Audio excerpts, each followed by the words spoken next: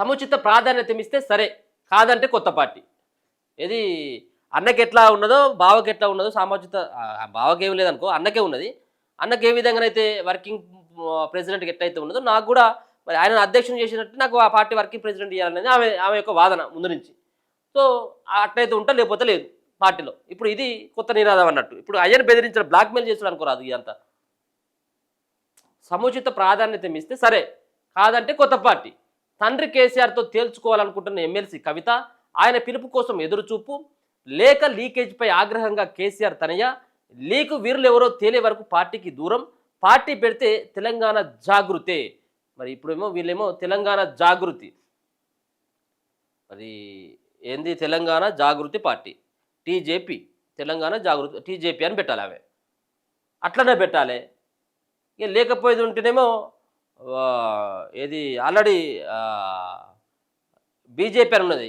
BJP అనేది ఎట్లా ఉన్నది, ఎందుకంటే భారత జాగృతి పార్టీ అని పెట్టింది అనుకో ఆమె, బీజేపీ అవుతుంది మళ్ళీ భారత జాగృతి పార్టీ. ఎందుకంటే అయ్యే దేశవ్యాప్తంగా రాజకీయాలు చేయాలని కాబట్టి, ఒకవేళ కనుక దేశవ్యాప్తంగా ఈ జాగృతి పేరు మీద రావాలంటే బీజేపీలో పెట్టాలి మళ్ళీ ఆమె.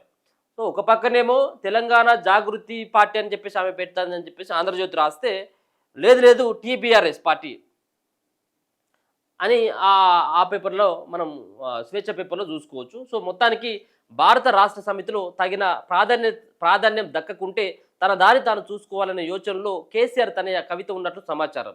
ఈ విషయంపై అధిష్టాన స్పందన కోసం ఆమె ఎదురు చూస్తున్నారు. కేసీఆర్ నుంచి పిలుపు వస్తే అన్ని విషయాలు కులంకుశంగా చర్చించాలనుకుంటున్నారు. ప్రధానంగా 2 అంశాలపై ఆమె పట్టుపడుతున్నట్లు సన్నిహిత వర్గాలు వెల్లడించాయి. పార్టీలో తిరిగి మనకు సముచిత ప్రాధాన్యత ఇవ్వాలని ఆమె కోరుతున్నారు. అలాగే కేసీఆర్ చుట్టూ ఉన్న కొఠారి తాను ప్రస్తావించిన దయాల సంగతి కూడా తేల్చాల్సిందేనని గట్టిగా పట్టుబడుతున్నారు. పార్టీ అధినేత సానుకూలంగా స్పందించకుంటే కఠినమైన నిర్ణయం తీసుకునే యోచనలో కవిత ఉన్నట్లు విశ్వసనీయ వర్గాల సమాచారం. అవసరమైతే బీఆర్ఎస్ నుంచి బయటకు వెళ్లేందుకు కూడా ఆమె సిద్ధమైనట్టు పార్టీ వర్గాలు చెబుతున్నాయి. కవిత కొత్త పార్టీ దిశగా అడుగులు వేసే అవకాశం లేకపోలేదని అంటున్నారు. 2 వారాల కిందటే కవిత కీలక నిర్ణయం తీసుకుంటుందని భావించారు. ఎందుకో కార్యరూపం దాల్చలేదు. తాను రాసిన లేఖపై కేసీఆర్ స్పందిస్తారని తాను ప్రస్తావించిన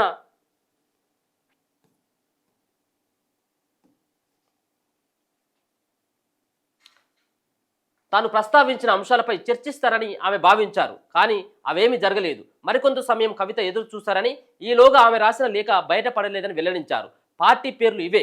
తప్పనిసరి పరిస్థితుల్లో బీఆర్ఎస్ నుంచి బయటకు వెళ్లాల్సి వస్తే కొత్త పార్టీ పెట్టడం ఖాయమని కవిత సన్నిహిత వర్గాలు వెల్లడించాయి. 1-2 పేర్లు చర్చకు వచ్చినట్లు సమాచారం. తన మానస పుత్రిక తెలంగాణ జాగృతి సంస్థ పేరుని పార్టీ పేరుగా ఖరారు చేసే అవకాశం లేకపోలేదని సన్నిహితులు చెబుతున్నారు. తెలంగాణ బహుజన రాష్ట్ర సమితి టీబీఆర్ఎస్ పేరును కూడా ఆమెతో సన్నిహితంగా ఉండే కొందరు బీసీ నేతలు తెరపైకి తీసుకువచ్చినట్లు తెలుస్తుంది. ఇక లీకేజీపై కవిత గరం అవుతా ఉన్నదట. ముఖ్యంగా తన లేఖ లీకేజీపై కవిత తీవ్ర ఆగ్రహంతో ఉన్నట్లు ఆమె సన్నిహిత వర్గాలు చెబుతున్నాయి. తాను చెబుతున్న దయ్యాలే వాటిని కావాలని బయటకు విడుదల చేసి ఉండాలని ఆమె భావిస్తున్నారు. ముందు లేఖ ఎలా లీక్ అయిందనే విషయం బయటకు రావాల్సిందేనని కవిత పట్టుబడుతున్నట్లు తెలిసింది. గతంలోనూ అనేక చేదు అనుభవాలను కవిత ఎదుర్కొన్నారని సన్నిహిత వర్గాలు అంటున్నాయి.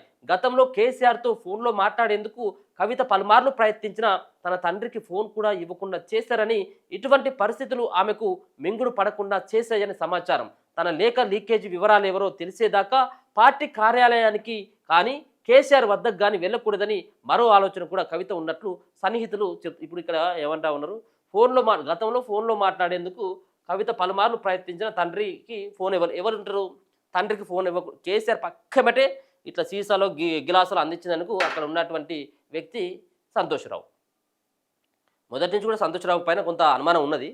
సో సంతోష్రావు మా నాయనకు ఫోన్ చేస్తే ఫోన్ కూడా ఇవ్వలేదని చెప్పేసి ఆమె అంటా ఉందట. ఇప్పుడు ఆ నాయన చేతినే సెల్ ఫోన్ ఉంటుంది కదా. గతంలో అంటే సరే ఆ రూమ్లో ఫోన్ ఉంటే అక్కడ మనిషి ఉంటే ఉన్నాడు లేడని చెప్పేటోళ్ళు. ఇప్పుడు చేతుల్లో సెల్ ఉంటాను, సెల్ లేని ఉంటాను ఎవరైనా. మరి నాయనకు ఫోన్ చేస్తే ఆయన ఫోన్ ఎత్తుతా ఉండే అంటే ఇది బట్టకాల్సి మీద వేసే రకం అన్నట్టు. ఇది ఏది ఈ మ్యాటర్ ఫోన్ ఇయ్యలేదు, ఫోన్ ఎన్నిసార్లు ప్రయత్నించినా అంటే ఫోనే చేతులు ఉన్నాక ఎవరు ఎందుకు ఇవ్వాలి? ఇక తాను రాసిన లేఖనే లీక్ చేస్తారా అన్న ఆగ్రహ ఆవేశాలతో ఆమె ఉన్నట్లు జాగృతి వర్గాలు వెల్లడించాయి. ప్రధానంగా లీకు వీరులపై పార్టీ అధిష్టానం చర్యలు తీసుకోవాల్సిందేనని ఆమె డిమాండ్ చేస్తున్నట్లు తెలుస్తుంది. శనివారం ఎర్రవల్లిలో కేసీఆర్ ఫామ్ హౌస్లో ఉన్న ఇద్దరు ముగ్గురితో కవిత ఫోన్లో మాట్లాడినట్టు సమాచారం. లేఖలో కవిత పేర్కొన్న అంశాల్లో తప్పేముందన్న నేతలు లేకపోలేదు. కవిత లేఖ విషయంలో ఎవరు నోరెత్తవద్దన్న అధిష్టానం ఆదేశాల మేరకు అంతా గప్చుప్గా ఉన్నారు. ఆమె ప్రస్తావించిన అంశాలు ఎంతో విలువైనవని మాత్రం అంటున్నారు. కేసీఆర్ కోటరీ విషయంలో కవిత ప్రస్తావించిన అంశాలపై బహిరంగంగా మీడియాతో మాట్లాడే ధైర్యం ఏ ఒక్కరూ చేయలేకపోతున్నారు. శనివారం నిజామాబాద్ జిల్లాకు చెందిన ఓ మాజీ ఎంపీపీ కవిత లేఖలో ప్రస్తావించిన అంశాలు సరైనవేనని, దానిపై అధిష్టానం సీరియస్గా చర్చించాలని పిలుపునిచ్చారు. బీఆర్ఎస్లో కవిత అంశంపై ఒక కేటీఆర్ తప్ప మిగిలిన వాళ్ళు అంతా మౌనముద్ర దాల్చారు. కేటీఆర్ కూడా కేసీఆర్ ఆదేశాల మేరకే కవిత అంశంపై స్పందించారని పార్టీ వర్గాలు వెల్లడించాయి. పార్టీ అంతర్గత విషయాలను అంతర్గతంగానే మాట్లాడాలని చెప్పడం ద్వారా కవిత వ్యాఖ్యలకు ఆయన కౌంటర్ ఇచ్చారు. ఒక రకంగా కవిత బహిరంగంగా అలా మాట్లాడడం సరికాదన్న ధోరణితో పార్టీ అధిష్టానం ఉన్నట్లు కేటీఆర్ వ్యాఖ్యల ద్వారా తేటతెల్లమైందని పార్టీ వర్గాలు వెల్లడించాయి. ఈ శనివారం అంతా ఇంటికే పరిమితమైందట. శుక్రవారం రాత్రి విదేశాల నుంచి హైదరాబాద్కు చేరుకున్న కవిత శనివారం అంతా ఇంటికి పరిమితమయ్యారు. బయటకు కూడా రాలేదట. ప్రయాణ బడలిక కారణాలతో కొంతసేపు కవిత విశ్రాంతి తీసుకున్నారని సన్నిహితులు వెల్లడించారు. ఎవరిని కలిసేందుకు కవిత ఇష్టపడలేదని తెలిపారు. ఆమె ఎవరికి అపాయింట్మెంట్ కూడా ఇవ్వలేదని జాగృతి వర్గాలు వెల్లడించాయి. తన భర్త అనిల్ తరపున బంధువులే పెద్ద సంఖ్యలో వచ్చినట్లు తెలుస్తుంది. వారితో కొంతసేపు మంత్రాలు జరిపినట్లు కొంత సమాచారం అయితే అందుతా ఉన్నది. ఇక ఆమె బయటకి నిన్న వచ్చిన కాడి నుంచి ఆమె బయటికి వెళ్ళలేదట. మరి ఇవాళ ఏమైనా కేసీఆర్ని కలుతుందా? నిన్ననే కేసీఆర్ కలవడానికి కొంత ప్రయత్నాలు చేసినట్టు కొంత సమాచారం అందుతా ఉంది. కానీ కేసీఆర్ ఆమెతోటి కనీసం భేటీ అయ్యేందుకు ఆయన ససమేర అన్నాడు అనేది ఒక రకంగా ప్రచారం అయితే కొనసాగుతూ ఉన్నది. సో చూడాలి ఏం సంగతి మరి. ఇది మరి కేసీఆర్ ఇగో ఫామ్ హౌస్కి ఎవరిని రానివ్వని కేసీఆర్.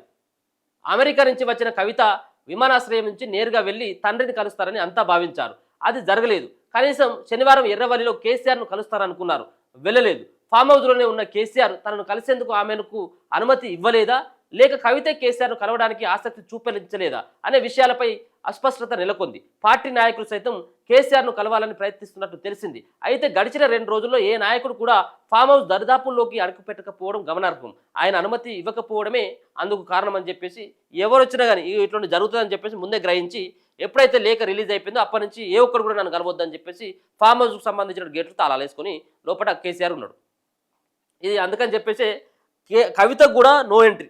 నాయనను కలిసేందుకు ఫామ్ హౌస్కి వెళ్ళేందుకు కవిత కూడా ఇప్పుడు నో ఎంట్రీ సంబంధించిన బోర్డే అక్కడ కనబడుతున్నట్టుగా తెలుస్తా ఉన్నది.